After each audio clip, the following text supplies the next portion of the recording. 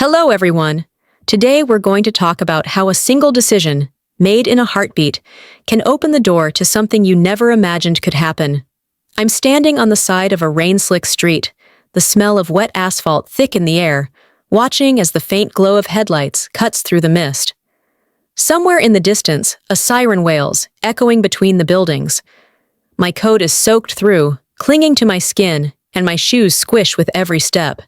It's cold, bone-deep cold, but my heart is pounding so hard I can't feel it. Across the street, he's there, huddled under the narrow ledge of a closed shop, shivering, his face half hidden beneath a tattered hood. The rainwater runs down the wall behind him, splashing onto his legs. His eyes, when they meet mine, are dark, pleading, and a little desperate. I tell myself to keep walking. I don't know him. I don't know his story. But something in those eyes, like a hand reaching through the storm, pulls me closer. So before you get too comfortable, take a moment to like the video and subscribe. But only if you really like what I'm doing here. And please, comment where and when you're watching this. I want to know where this story travels. I step off the curb. The rain soaks my hair, blurring my vision, but I keep moving toward him. He looks startled, as if he never expected anyone to stop. Up close, I can see he's younger than I thought, mid-20s maybe, and the shadows under his eyes are so deep they look painted on. "Are you all right?" I hear myself ask. My voice is soft, almost hesitant, as if speaking too loudly might make him vanish. His lips part, but no sound comes. He just shakes his head slowly, like the weight of the world is pressing it down. I notice then the torn backpack at his side, the frayed straps barely holding together. I don't know what makes me say it, but the words are out before I can stop them. "Come with me, let's get you warm." There's a pause, a long one. The rain drums steadily against the pavement. And then, he nods. We walk together, side by side, through the dim streets. The closer we get to my apartment, the more I notice. The way he glances over his shoulder every few steps, the faint limp in his right leg, the almost imperceptible flinch whenever a car passes too closely. Inside, the warmth hits us both like a wave. I hand him a towel, a change of clothes I keep for donations, and a steaming mug of tea. He wraps his hands around the cup, as though it's the first warmth he's felt in years. For a moment, I let myself believe I've done something good. That maybe, in this world that can be so unkind, I've made one corner of it just a little better. But as I watch him, his eyes darting around my living room, lingering on the framed photographs, the bookshelf, the lock on the front door, I feel the faintest shiver crawl up my spine. I tell myself it's nothing, just nerves, just the storm outside finding its way into my bones. I didn't know then that the real storm was already inside. The next morning, the rain has stopped, but the world outside is still wrapped in a damp chill. Sunlight struggles through the thin curtains in my living room, casting pale stripes across the carpet. I wake up earlier than usual, not because of the alarm, but because I can feel his presence in my home. He's sitting on the couch, my couch, wearing the clothes I gave him. They hang a little loose on him, but not enough to make him look small. In fact, he looks steadier this morning. His eyes are clearer, his shoulders not as slumped. When he sees me, he stands quickly, almost like he's been caught doing something wrong. "I made coffee," he says. His voice is quiet, careful, like each word is being tested before it leaves his mouth. On the table, there's a chipped mug, one of mine, filled with coffee that smells stronger than I usually make. He must have found the tin in the cabinet. It's such a small thing, but in that moment, it feels like an offering. I sit across from him, still holding on to the edges of my robe. "Did you sleep okay?" I ask.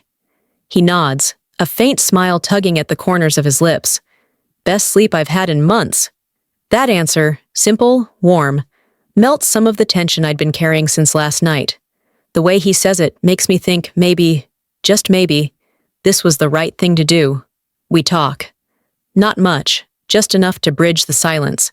He tells me his name is Aaron. He says he's been moving from town to town, looking for work, sleeping wherever he can, hostels, shelters, sometimes even bus stations. There's no drama in the way he says it, just a matter-of-fact acceptance that this is his life. As he speaks, I find myself leaning in, wanting to know more. I ask about his family, but his eyes darken and he shakes his head. "Not worth talking about," he murmurs. I let it go. Everyone has their shadows, and maybe his are just heavier than most. By late morning, I'm heading out to run errands. I half expect him to ask if I want him to leave, but he doesn't. Instead, he offers to help. "If you've got groceries to carry, I can make myself useful." And so we walk together, this time in daylight, his hands tucked in the pockets of his borrowed coat. People glance at us occasionally, but not in any way that feels strange. We must look like friends, or siblings, or two people who simply know each other well enough to share the quiet. At the store, he insists on carrying the heavy bags. When I protest, he laughs. A soft, unguarded laugh that seems so at odds with the man I found in the rain. When we get home, I make lunch. It's nothing special, just soup and bread, but he eats as though it's a feast. Between bites, he thanks me again, saying I've done more for him in one day than most people have in years. It's the kind of gratitude that makes you feel warm inside, real, genuine. And yet, somewhere, in the quiet corners of my mind, there's a whisper I can't quite ignore. It's easy to be grateful when you need someone. The real test comes later.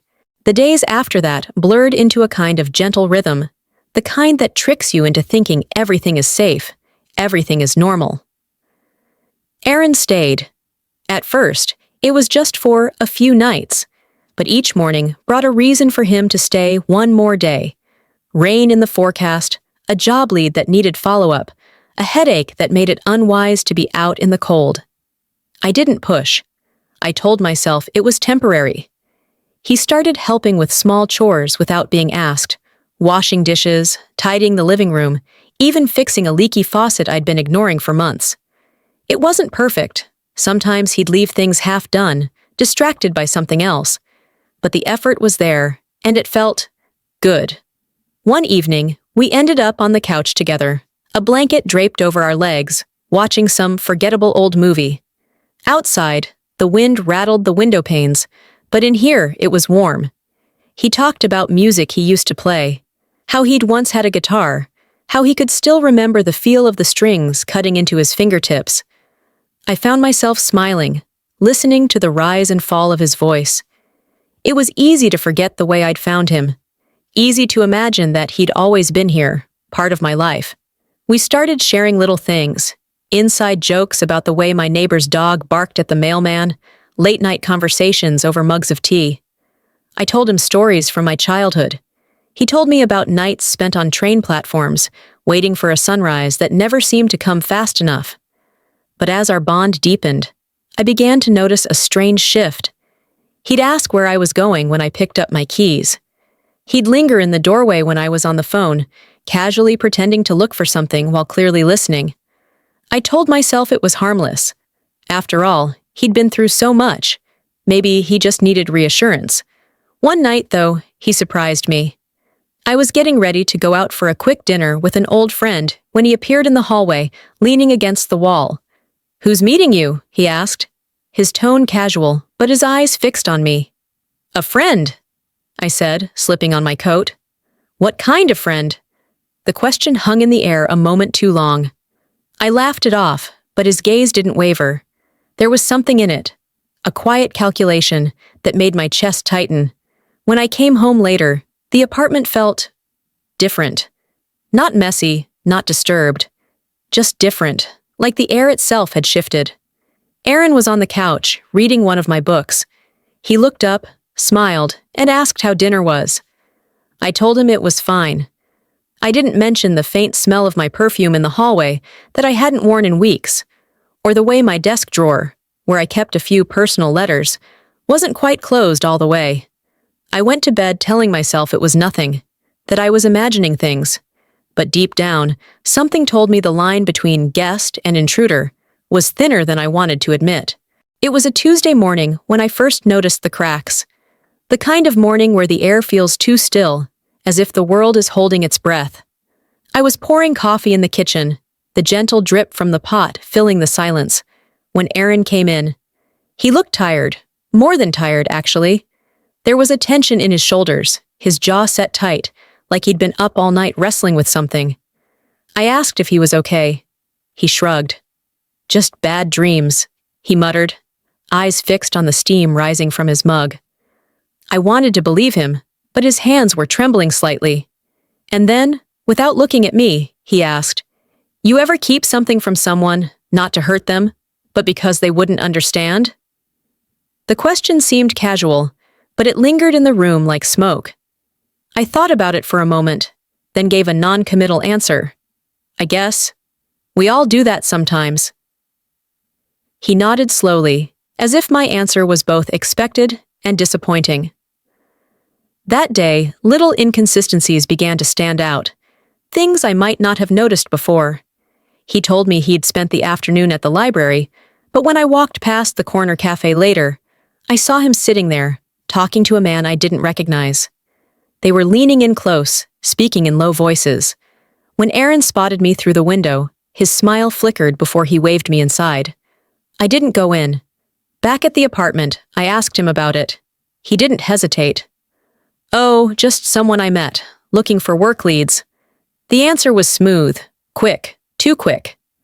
That night, I found my kitchen window unlatched. It could have been nothing, but I always kept it locked. Always. When I mentioned it, Aaron laughed softly, saying he'd opened it to let in some air while I was out. It was the first time his laughter didn't feel like comfort. The next morning, I noticed a few of my things out of place. A sweater folded differently than I remembered. A notebook moved from my desk to the coffee table. Small details, barely worth mentioning, but they formed a pattern. And once you start seeing patterns, you can't unsee them. Later that week, I overheard him on the phone in the hallway. His voice was low, but urgent. I caught fragments, my name, the words, "She trusts me," and something about, "not yet." When I stepped into view, he hung up immediately. His explanation was simple. Wrong number. But the look in his eyes told me it was something else. Something I wasn't meant to know. That night, I lay awake, staring at the ceiling. Every sound in the apartment felt sharper. The hum of the refrigerator, the faint creak of the pipes, the rustle of blankets from the couch where Aaron slept. I told myself I'd watch more closely, just to be sure. I didn't realize then that by the time you start keeping watch, it's already too late. The uneasy feeling had been growing quietly inside me for days, like a shadow creeping up the wall. But it was what happened that Saturday afternoon that made it impossible to ignore. We were at the market, weaving between stalls filled with the warm scent of fresh bread and the sharp tang of ripe fruit. I was browsing a table of hand-woven scarves when I noticed Aaron standing a few feet away, speaking to a woman I'd never seen before. At first, it didn't seem like anything unusual, just a friendly exchange. But then I saw his posture shift, his shoulders squaring, his voice dropping low. The woman laughed lightly, touching his arm, and his eyes flicked toward me, just for a second. When I walked over, the conversation ended abruptly. The woman excused herself, disappearing into the crowd. "Who was that?" I asked. "Just someone asking for directions," he replied, too quickly, the same way he always did when his answers were rehearsed. I let it slide in the moment, but my mind kept replaying it. The glance, the way his voice had changed. Later, when we got home, something in his demeanor had shifted. He seemed sharper, like he was measuring every word I said, every move I made. And then, out of nowhere, he commented on the clothes I was wearing. "You didn't wear that sweater the night you went out with your friend, right?" It was such an odd, unnecessary question. My first instinct was to brush it off, but his eyes were fixed on me, waiting. "No," I said slowly. "Why?" He smiled faintly. "Just curious." The conversation moved on, but the tension in the room didn't. That evening, I went out for a walk alone, needing air. When I came back, Aaron was in the kitchen, leaning against the counter with a glass of water. His tone was casual, but his words were not. "You shouldn't go out alone at night," he said. "It's not safe." It could have been concern, except it didn't feel like concern. It felt like a reminder, a boundary. The next day, I caught him standing by my desk, flipping through one of my old journals. He didn't notice me at first. When he did, he closed it quickly and set it down, smiling like it was no big deal. "Didn't know you wrote," he said. My heart was pounding. "That's private," I replied, my voice sharper than I intended. He shrugged, unbothered. "Just curious." 2 words again. Just curious. But curiosity doesn't leave windows unlocked. It doesn't ask questions meant to catch you off guard. It doesn't linger in your personal things without permission. That night, lying in bed, I realized something had shifted between us. The air felt heavier. My home no longer felt entirely mine. And for the first time, I caught myself wondering, not if I had saved him, but if I had brought him in, or let him in. It was subtle at first, the way help turned into expectation, and expectation turned into obligation. Aaron had started asking for small things. Could I pick up an extra loaf of bread when I went shopping? Could I drop off a package at the post office since I was already going that way? I didn't mind at first. It felt natural, like what anyone would do for someone staying under their roof. But the requests multiplied and changed. Soon it was, "Can you cover my phone bill? Just this once." Then, "I need to borrow some cash until I get paid." Followed by, "I had to put my resume printing on your card. Hope that's okay." Every time, the words, "just this once," dangled between us like a promise that somehow always dissolved by the next week. When I tried to set boundaries, he had a way of making me feel unreasonable. "After everything I've been through, you're worried about a little money?" His voice would dip low, calm but cutting, as if I'd failed some unspoken test of loyalty. He started taking over the small routines in my life. If I came home with groceries, he'd unpack them without asking where things went, rearranging my cabinets so that I had to search for basics. If I was cooking, he'd hover behind me, commenting on how much salt I was using, or whether I'd stirred enough. It wasn't all bad. There were still moments when the old gratitude flickered back, like when he fixed the broken latch on my bathroom door, or made me tea when I was feeling under the weather. But those moments began to feel like tokens, offered just enough to keep me from noticing how much space he was claiming. One evening, I came home from work to find my laundry already done, washed, dried, and folded neatly on the couch. At first, it felt like a kindness, but when I picked up a sweater, I saw he'd also gone through my dresser drawers, mixing my clothes with his in a single pile. When I asked why, he smiled. "We live here together now, right? Makes sense to combine things." "We live here together now." The words landed heavier than I expected. I hadn't invited him to stay permanently. We'd never even talked about it. That night, I found my spare house key missing from the hook by the door. When I asked, he admitted he'd taken it. "For emergencies," he said, as if that explained everything. The part that chilled me wasn't that he'd taken it. It was that I hadn't noticed until then how easily he'd made my home his own. I told myself I was helping him, that this was temporary, that soon he'd be on his feet and moving on. But deep down, I had started to feel it. The quiet weight of a presence that wasn't going anywhere. It was the way his words began to bend, slowly, skillfully, that unsettled me most.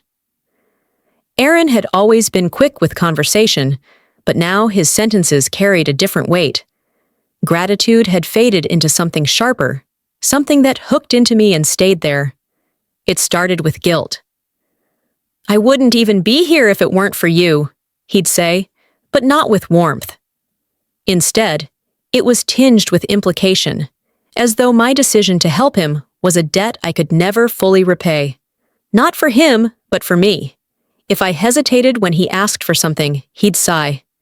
"It's fine. I'll figure it out. Just don't be upset if things go wrong." The message was clear. If I didn't agree, I was leaving him to fail. Sometimes he'd bring up the night we met, his voice low and steady. "You pulled me out of the rain. You saved me. But if you just walked away, I don't know where I'd be. Probably dead. I guess we'll never know." He'd say it like a fact, not a question. At first, I answered with reassurance, telling him I was glad I helped, that I believed in him. But over time, the conversations became a maze. No matter which path I took, I ended up feeling like I owed him more. One night, I caught myself apologizing for not having enough cash to lend him. Apologizing, as if I'd done something wrong. There were moments when I thought I saw through it, when I'd noticed the slight smirk after I agreed to something, the way he'd drop the subject once he'd gotten what he wanted. But then he'd do something disarming, like bring home my favorite pastry just because, and I'd convince myself I was imagining things. He began testing how far he could push. He'd make small requests, watch my reaction, then escalate. If I pushed back, he'd soften his tone, act hurt, and say, "I didn't mean to make you uncomfortable." But the next time, he'd push a little further anyway. The shift was so gradual that I didn't see it happening, not fully. I told myself I was helping a friend in need, that this was just the strain of his circumstances. But then, I noticed how the balance between us had tilted. He no longer asked if I minded when he used my things. He assumed. He didn't thank me for rides or meals. He expected them. And when I said no, the air between us changed. One evening, after I told him I couldn't cover a bill for him, he went quiet. Hours later, as I was locking up for the night, he said in a low voice, "I just hope you never need someone the way I've needed you." It didn't sound like a hope. It sounded like a warning. It wasn't just me noticing anymore. One evening, I met my friend Claire for coffee. We'd been friends for years, the kind of friend who could read the truth in my face before I even said a word. We sat by the window, steam curling up from our mugs, the rain outside blurring the glow of streetlights. "You seem different," she said finally, tilting her head.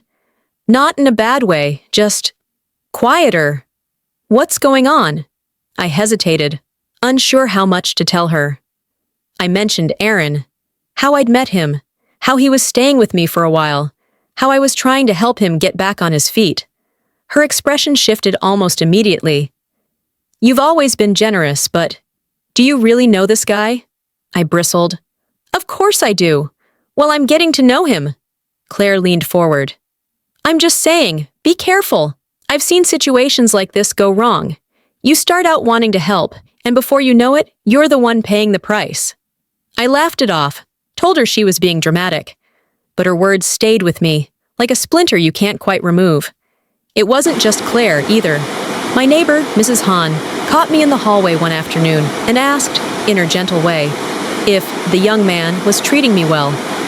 She'd seen him around, she said, sometimes pacing outside the building late at night, sometimes talking to people who didn't look like they lived here. When I mentioned it to Aaron, he chuckled. People love to talk, don't they?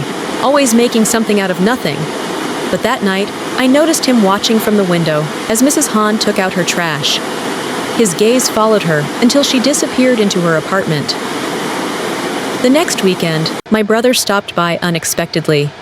He hadn't met Aaron before. The introduction was polite enough, but I could see the way my brother's eyes narrowed, the way his jaw tightened when Aaron casually mentioned that we had reorganized the apartment. Later, when Aaron was in the shower, my brother pulled me aside. "I don't like him," he said flatly. "Something's off. Don't roll your eyes at me. I'm serious. He's got that look, like he's sizing you up all the time." I told my brother he was reading too much into it, but the truth was, I'd noticed that same look. I just didn't want to admit it out loud. The more people voiced their concerns, the more defensive I became, almost protective of Aaron. I told myself they didn't understand him, that they couldn't see the side of him I saw. But deep down, I knew it wasn't about what they saw. It was about what I was refusing to see. And every time someone pointed it out, I found myself pulling further away from them and closer to him. It was a Tuesday evening when the first real betrayal landed in my lap. I had just come home from work, the air outside carrying that crisp, dry bite of early winter. Aaron was in the kitchen, humming to himself, chopping vegetables for dinner. The scene looked so normal, domestic even, that for a brief moment, I felt a flicker of gratitude for his presence. Then I saw my handbag on the counter. Open. At first, I thought maybe I'd left it there, but my wallet was unzipped, the cash compartment empty. I froze. "Aaron," I said slowly, "did you go through my bag?" He looked up with that same easy smile he always wore when he wanted to diffuse tension. "Oh, I just needed a few dollars for groceries. You weren't home, so I figured it was fine." A few dollars. Except the 20 I'd tucked in there that morning was gone, and nothing new had appeared in the kitchen. "Next time, just ask," I said, trying to keep my voice steady. He tilted his head, feigning confusion. "Are you seriously upset about that? After everything I've done around here? After you've told me you trust me?" The words stung, not because they were true, but because they twisted my intentions. This wasn't about trust, it was about boundaries. Over dinner, I tried to shake it off, but later that night, as I reached for my phone, I noticed something else. It wasn't where I'd left it. The battery percentage had dropped, and the screen showed recent searches I hadn't made. My stomach tightened. When I confronted him, his reaction was almost too calm. "I was just checking the weather," he said, his voice level. "And maybe I glanced at your messages. I wanted to make sure no one was taking advantage of you." It was a clever spin, positioning himself as my protector, not my invader. But in the quiet of my bedroom, door locked for the first time since he'd moved in, I realized I no longer felt completely safe in my own home. The next day, I came home early. Aaron wasn't expecting me. I found him sitting at my desk, going through my mail, letters I hadn't even opened yet. When he saw me, he didn't flinch, didn't apologize. He simply placed the envelope back on the pile and said, "You should be more careful. People can learn a lot about you from these." That night, I lay awake, staring at the ceiling. The man I'd rescued from the rain was no longer the grateful stranger with tired eyes. He was someone who moved through my life as if it were his own, someone who could lie to my face without blinking. And yet, the hardest part to admit was this. A part of me still wanted to believe him. It started with little shifts in my routine, so small that, at first, I barely noticed. I'd planned to meet a friend for coffee, and Aaron would casually suggest I stay home instead. "It's been a long week," he'd say. "Why waste your energy on people who don't really check in on you anyway?" When I insisted on going, he'd smile, wish me well, and then text me repeatedly while I was out. "What are you doing now? Who's there? When will you be back?" Always framed as casual curiosity, but somehow leaving me tense and distracted. After a while, I stopped going out as much. He started joining my phone calls, hovering nearby, while I talked to friends or family. Sometimes, after I hung up, he'd ask questions I couldn't answer, about offhand comments or the tone of someone's voice. "Don't you think your brother sounded a little judgmental?" he'd ask. Or, "Your friend Claire, she seems to think she knows what's best for you." It was subtle, but effective. Soon, I found myself calling people less, replying to messages later, keeping conversations shorter. I didn't want to deal with his questions afterward. Then, he started changing how I moved through my own home. He began staying in the living room until I went to bed, so if I wanted to read alone, or just have space, I had to retreat to my bedroom. Even then, I'd hear him moving in the hallway, just outside my door. I told myself he was restless, but deep down, I knew he was keeping track of me. One night, I decided to visit Claire without mentioning it. I slipped out in the late afternoon, my heart pounding like I was doing something wrong. We sat at her kitchen table, talking about everything except Aaron, until I saw her glance toward the window. He was standing across the street, watching. By the time I made it home, he was inside, sitting on the couch like nothing had happened. He didn't mention it. Neither did I. But the unspoken truth filled the space between us like fog. It was around then that my mother called. I answered in my bedroom, door closed, speaking softly so he wouldn't overhear. But a minute into the conversation, I heard a faint creak. The hallway floorboard that only groaned when someone was standing right outside my room. When I opened the door, Aaron was there, smiling. "I thought I heard you call my name," he said. That night, I realized I no longer had a single moment in my own home that was truly mine. He had woven himself into every corner, every routine, until there was no space left that didn't belong to him too. And somehow, he'd done it without ever raising his voice, without ever making a direct threat. It wasn't force that kept me in place. It was the quiet, constant reminder that he was always there. It happened on a Wednesday night, the kind of night where the darkness outside feels heavier, like it's pressing against the windows. I'd been in my room, reading, when a loud crash jolted me upright. My first thought was that something had fallen in the kitchen, but when I stepped into the hallway, Aaron was standing there, his hand still gripping the edge of the small table I kept by the door. It had been knocked over, the ceramic bowl I used for keys shattered across the floor. I froze. What happened? His eyes flicked to me, sharp and cold in a way I'd never seen before. It slipped, he said flatly. No apology, no explanation, just those two words. I knelt to gather the broken pieces, my hands trembling slightly. He didn't offer to help. Instead, he leaned against the wall, watching me in silence. That night, something shifted. His presence felt bigger, more deliberate. The next morning, I found the bathroom door locked. We didn't have a lock on it. When I asked about it, Aaron said he'd fixed it because the door didn't close properly. I didn't remember asking for it to be fixed. Later that week, I woke up in the middle of the night to the faint sound of footsteps, slow, measured, moving just outside my bedroom. I held my breath, listening. The steps stopped right by my door. After a long pause, they moved away. The following day, I decided to bring it up, to tell him I was feeling uncomfortable. But when I did, his face changed. Expression tightening, voice dropping. Uncomfortable? After everything I've done for you? His tone wasn't raised, but it was heavy, laced with something that made my stomach knot. I started to backtrack, saying maybe I was overreacting. His shoulders relaxed instantly, like he'd been waiting for me to retreat. That evening, we sat in silence over dinner. Every time I looked up, he was already looking at me. Not the kind of look you give someone you care about, but the kind that measures, weighs, decides. The real turning point came 2 nights later.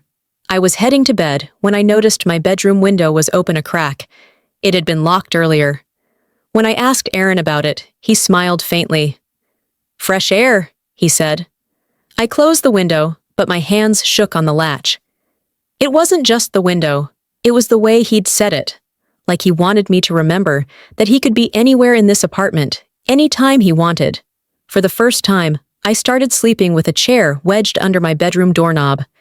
I told myself it was just for peace of mind. But deep down, I knew it was because fear had finally moved in with us. The decision to leave didn't happen in a single moment.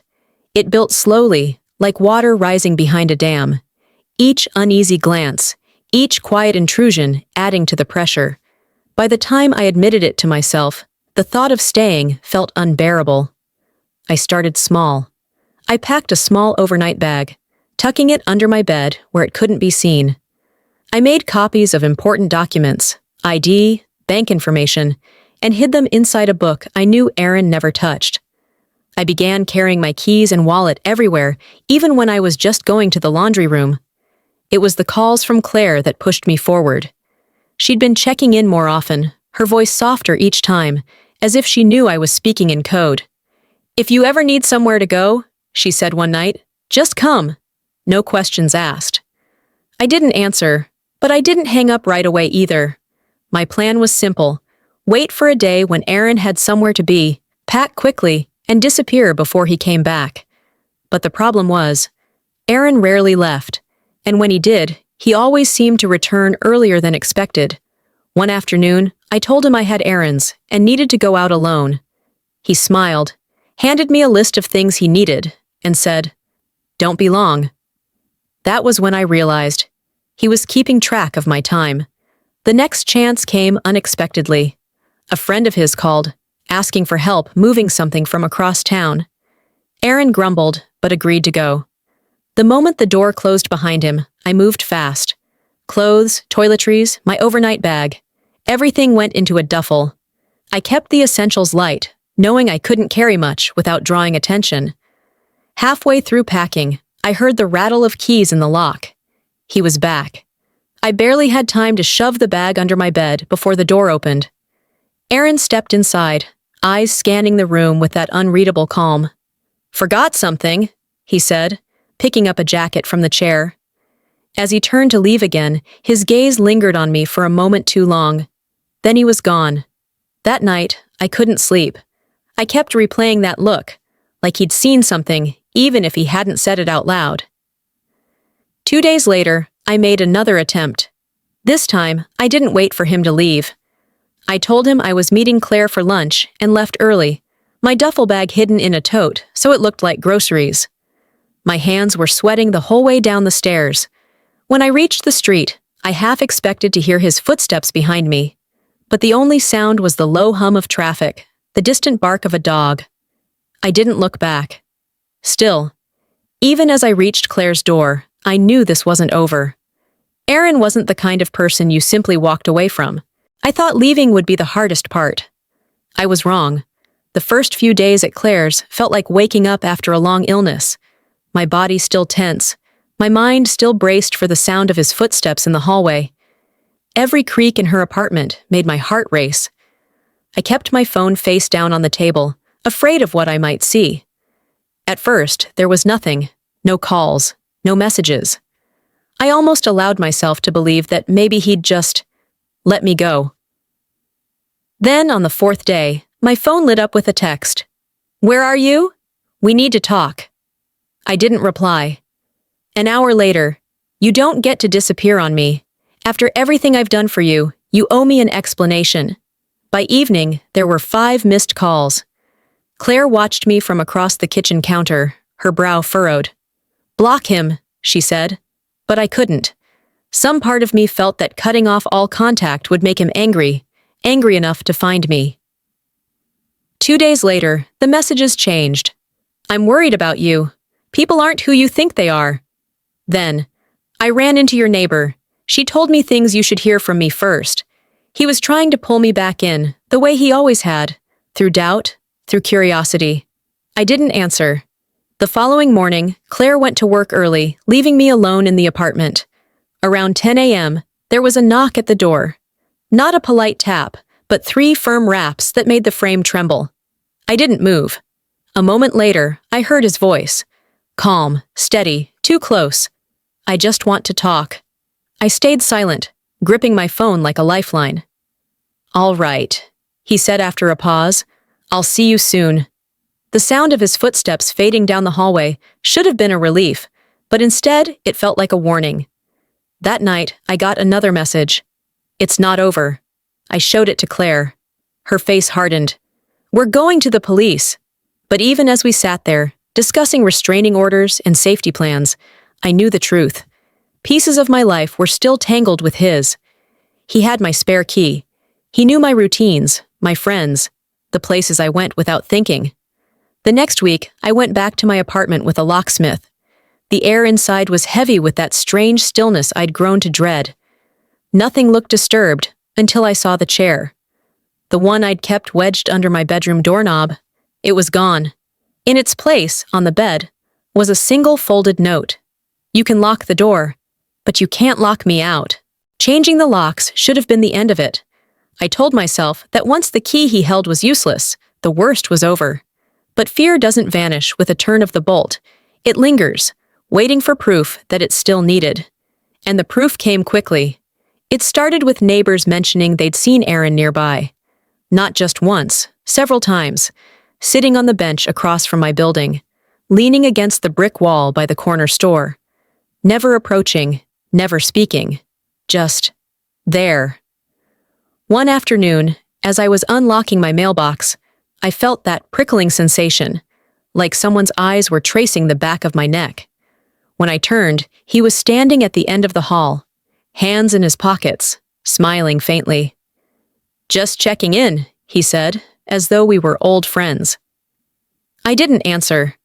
I closed my mailbox, walked back inside, and locked the door. My hands were shaking so badly, it took me 3 tries to turn the deadbolt. That night, I posted a picture on social media. Just a simple snapshot of the book I was reading, a mug of tea beside it. No location, no details. Minutes later, a message from Aaron appeared. "I like that cafe. You're sitting by the window, right?" I deleted the post immediately. From then on, I kept the curtains drawn, even during the day. I stopped posting anything online. I avoided the places I used to go. Still, somehow, I would catch glimpses of him, on the opposite side of the street, reflected in a shop window, stepping onto the bus just as I was getting off. The police took my statement, but could do little more without a direct threat. "Keep documenting everything," they said. "If it escalates, call us immediately." But Aaron didn't escalate, not in a way they could act on. He was careful, always just close enough to be noticed, never close enough to cross the line. And then came the day he decided to speak. I was coming home with groceries when I saw him leaning against my building. My first instinct was to turn around, but my keys were already in my hand, and running would have felt like surrender. He stepped forward.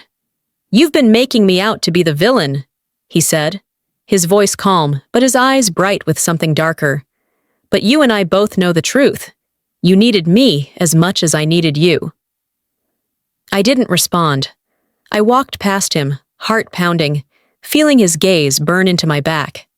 Inside, I sank to the floor, groceries still in my arms, and understood something I hadn't wanted to admit until now. He didn't need to win me back. He had already won, because I was living my life around him. Every choice, every movement, was shaped by where I thought he might be, and that was his real victory. The weeks that followed felt like living in the pause between heartbeats, quiet on the surface, but heavy with anticipation. I moved more slowly, spoke more softly, as though my very presence might draw him closer. The truth was, I had learned to measure time differently, not by the clock on the wall, but by the gaps between sightings. A day without seeing him meant breathing a little easier. 2 days was almost a gift. But by the 3rd day, the tension began to coil inside me again, waiting for the moment his shadow would reappear. I tried to rebuild small pieces of my life. I returned to the bookstore where I used to spend hours browsing, but I kept my head down, always scanning the reflections in the glass. I met Claire for coffee in a different neighborhood, though I caught myself glancing at the door each time it opened. Aaron didn't come to my door again. He didn't leave notes. He didn't speak to me. But his absence was not peace. It was presence in disguise, a quiet reminder that he could choose to step back into my life at any moment. At night, I would lie in bed, listening to the hum of the refrigerator, the whisper of the wind against the windows. Sometimes I thought I heard footsteps outside, but I would close my eyes and let the sound fade rather than find out if I was right. There is a strange kind of surrender that happens when you accept you may never get the ending you wanted. I had imagined leaving him would feel like breaking free. Instead, it was more like learning to live in a smaller space, one carefully measured so as not to invite danger.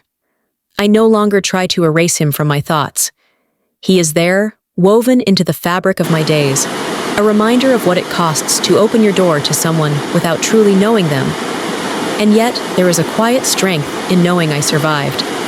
Not by winning, not by defeating him, but by choosing to keep moving forward in the narrow paths left to me. I water the plants by my window now, even with the curtains drawn. I sip tea at my own kitchen table. I let the hours pass, slow and steady, without rushing to fill them. Outside, life goes on. Somewhere, Aaron goes on too. But we are not in the same place anymore, not in the way that matters. For now, that is enough. The light softens in the late afternoon, and the street below hums with the distant murmur of strangers' conversations. I watch the blur of movement through the curtain and whisper goodbye, not to him, but to the version of myself who thought saving someone meant keeping them close. Goodbye. Thank you for reading the whole story. Hope you will support my next products.